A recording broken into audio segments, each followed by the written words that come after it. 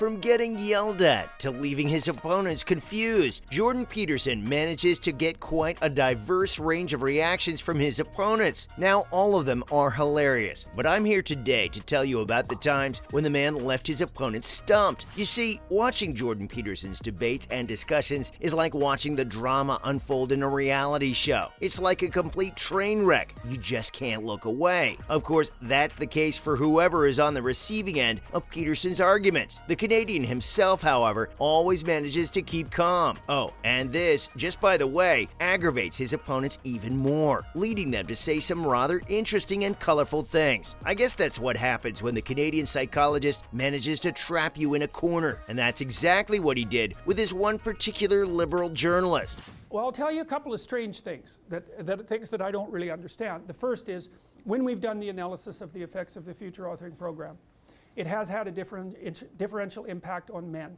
So it was like any other day in the office for the New Zealand Herald journalist, Simon Wilson, except it wasn't. Why? Oh, because he was going to be interviewing the debate genius Jordan Peterson, who, as we all know, is particularly skillful in shredding arguments. Now, the interviews started like they normally do. Wilson asked a few questions about Peterson's book, which the man answered pretty comprehensively. But the problem came when Wilson started to poke holes in the book and point out things that, to be honest, weren't even there. Wilson actually had the nerve of telling Peterson that the meaning of his words in his book was that he was better than other people and that everyone needed to be like him. Now, you might love him or hate him, but you've got to agree, this was definitely a poor argument, and it made it pretty clear that the man wanted to get a rise out of Peterson to bump up his ratings. Peterson made it clear that this was in no way what he was saying, and that, in fact, it's not the only reason, because the other thing that's happened is that the rate of technological transformation is so fast now, and the rate of turnover of things is that it is genuinely harder for people who are, say, 18 to 20. He was still trying to learn and improve. When he wasn't able to get Jordan all riled up, Wilson came in with the big guns, where he stated that the psychologist made a lot of people very upset. And to this, Jordan replied, "I make a small and noisy minority very upset." He also mentioned that the journalistic accounts of him today basically said the same thing over and over again, which, you have to agree, is true. I guess Wilson had nothing to add here since he just laughed it off. Oh, and get this, it wasn't all. The journalist went on to talk about how Jordan's audience lacked diversity and that it is mostly comprised of angry white men. To this, Peterson had a simple answer. It wasn't his doing. Of course, his content was free for all, so he couldn't help who decided to watch it. And as for the angry part, Peterson was proud to quote that over 40,000 people had attended his events, and there hadn't ever been any sign of aggression there. Seems like Peterson came equipped with maths, because he had another statistic to quote that rendered Wilson's argument moot. He revealed that 80% of his students had been women, which basically nullifies the claim that his content was only for men. And, well, he had obviously nowhere to go, as Wilson just said, "That's not what I said, but okay." Now, that definitely sounds like an interesting discourse. And while I might have loved watching it, there's no way I would have wanted to be in Wilson's chair. The man got schooled by the professor. I've been talking a lot to the crowds that I've been talking to, not about rights, but about responsibility, right?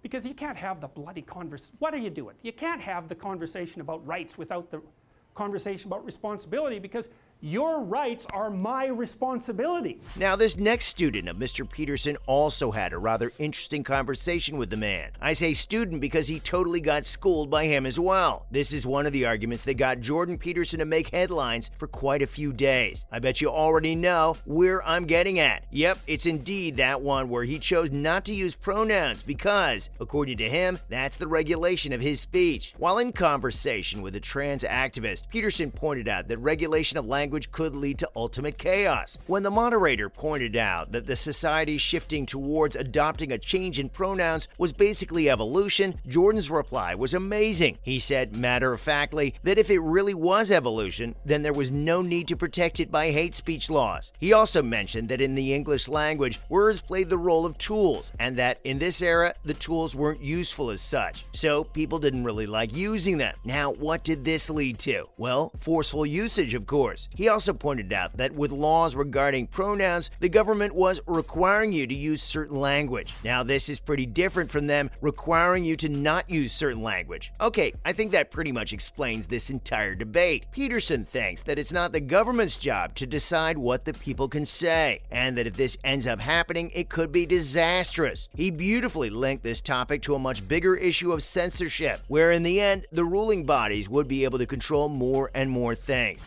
It's not an optimal solution, let's put it that way. Well, the other, that's a nihilistic solution, a collapse.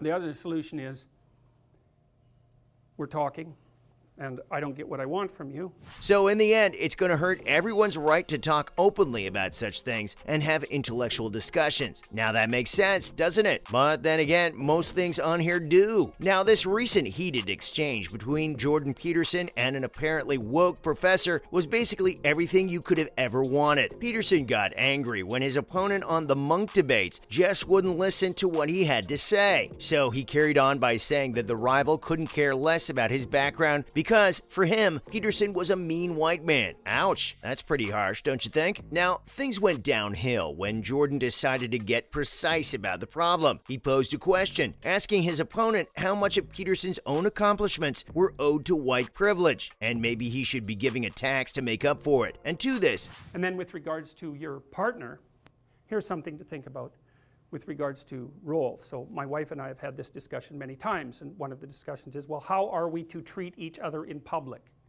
And it isn't. The professor said that, in his opinion, Jordan Peterson wasn't suffering from anything except an exaggerated sense of entitlement and resentment, where his own privileges were invisible to him. I guess this is just a classic example of how people love to use Peterson's words against him, but in a twisted way. Honestly, this man managed to portray him as a racist when that wasn't even what the Canadian psychologist was implying at all. And I guess he'd had enough, because Jordan then launched into a monologue that just ended everything right there and then. He said that race got dragged into the comments made against him. In Neverland, well, Neverland doesn't exist, and who the hell wants to be king of the Lost Boys? And he also sacrifices the possibility that he'll have a real relationship with a woman, because that's Wendy, right? And she's kind of conservative, middle class, London dwelling girl. Which goes to show that the left was willing to go above and beyond to make their claim. And then the man went on to talk about racism. Now, sit tight, because what he had to say was actually pretty logical. He said that even if you were selfish, it only makes sense that you'd keep available all the sources provided by everyone without discriminating against everyone. So this just tells us that there's no room for racism in the rational school of thought. I mean, yeah, that's something that had already been established, but hey, we gotta let Peterson explain himself. Peterson also kept on insisting that political correctness was definitely not the way to go. Now, this is something I agree with. Worrying about being politically correct basically gives you a one-way ticket down a sinkhole. I guess that's all I have for Jordan Peterson, leaving his debate opponents stunned with just pure logic.